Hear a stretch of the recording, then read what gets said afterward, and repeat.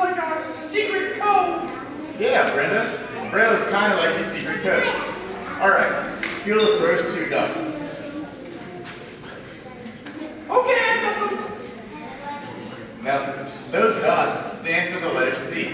Today, the Push America team, the Journey of Hope bicycling team, presented a puppet show, Kids on the Block, for the children in the daycare at the YWCA. Push America has been doing this, I think, since 1977. They have traveled across the country to bring awareness to people about people with disabilities. And every year that they've ever come to Grand Island, they have given this puppet show to various groups. Usually the summer school is in session with special education students, and we usually have gone there, but this year we thought we'd branch out and tackle some daycares with the children of their age, that it would be good for them to learn about people with disabilities and that they're not so different than they are. My son was here today. He has Down syndrome and he loves watching this puppet show. It's very exciting for him to see it. We had our Kids on the Block presentation, which is a puppet show to show kids like that people with special abilities do act and do the same things that we do. It just they have to do it in a different way.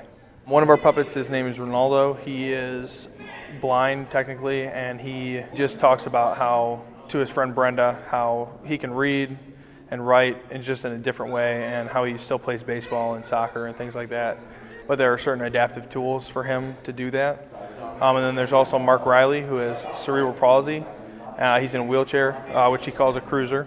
And he talks to his friend Melody about all the things that he can do and how he still has as much fun as she does, just in a different way. It's just kind of been a Journey of Hope tradition. It's something they've been doing for probably about over 20 years now.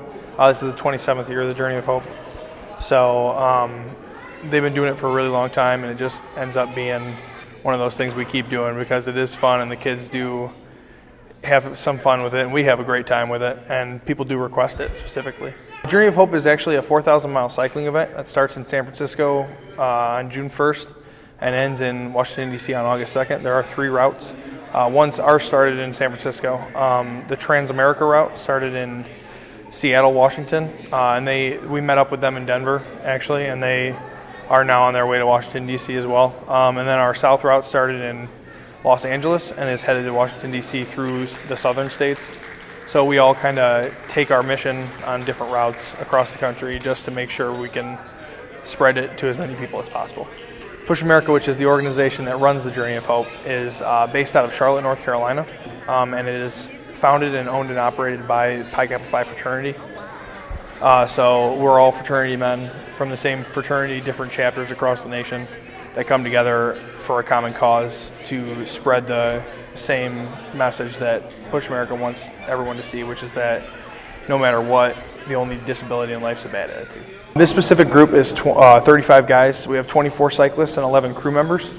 And then total is about 100 guys for the entire Journey of Hope over 3 routes. We're usually up before the sun every morning, right around 5 o'clock.